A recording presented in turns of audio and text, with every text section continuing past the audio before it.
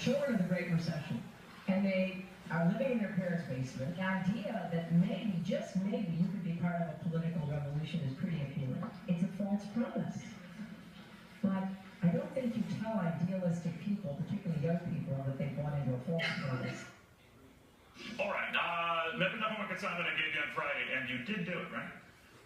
The media coverage of that, and I wanted you to compare it to the media coverage Mitt Romney got. A lot of it pretty nasty for the famous 47% remark.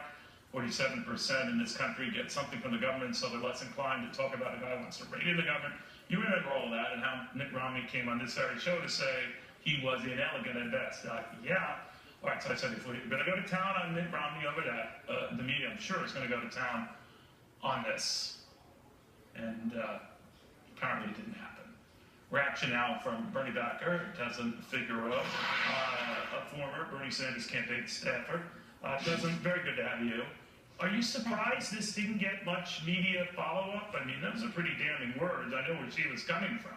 Frustration with the passionate supporters of Bernie Sanders like yourself, but it didn't get a lot of media play.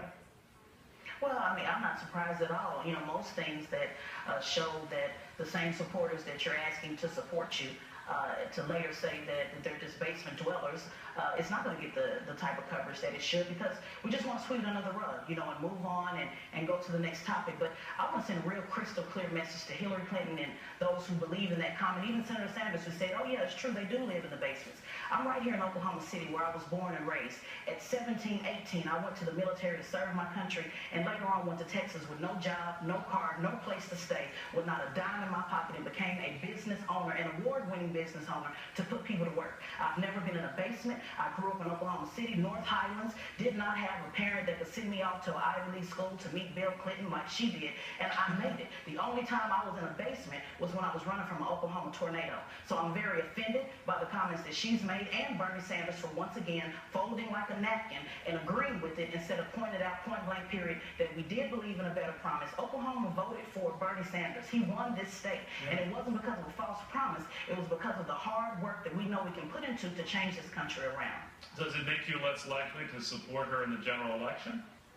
Well, I wasn't supporting her in the first place. When I am a capitalist, like I said before on your show, a business owner through and through. I supported Bernie Sanders not because I'm a socialist, but because I really believe. Who are you supporting now? I'm sorry. I'm not supporting anybody at this point. My job is to sit here and continue to tell people to question Clinton's policies, the same policies that locked my entire generation up here in Oklahoma City during the war on drugs. So this is just further proof that once again she has no respect for Bernie Sanders supporters, and I won't be moving over to the other side. I made my decision when I signed up with Bernie Sanders in the beginning, and unfortunately he hasn't committed on his part. Do you think that's what she was saying then is true? Frustration with this passionate group of voters, yourself included, who were not keen on her. And the idea after the party convention, when everyone supposedly kumbaya together, was that, well, they weren't keen on Hillary Clinton, but they certainly weren't going to support Donald Trump. So that she kind of since has taken then, maybe by extension, voters like you for granted. Well, of course, she's taken the African-American vote for granted.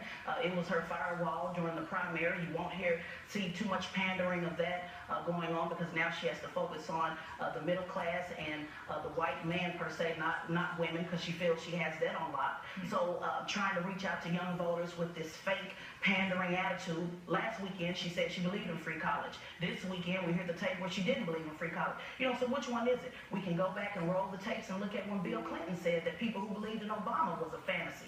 So this is just more and more of the same strategy over and over, saying one thing on the left hand and then saying something different on the right. And it's up to American people to make the decision if she's lying or is she truly going to do better for this country.